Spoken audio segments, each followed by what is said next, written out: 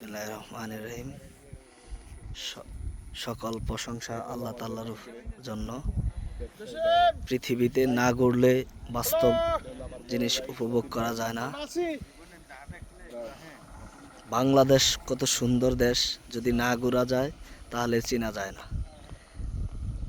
ভ্রমণ করতে হবে, দেশ সুন্দর জিনিস উপভোগ করতে হবে।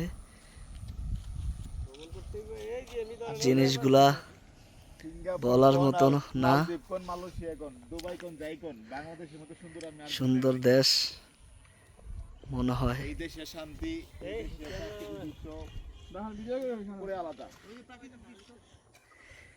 যদিও আমরা দুপুর টাইমে আসছি, সকাল টাইমে আসলে জিনিসগুলা খুব সুন্দর দেখা যায়।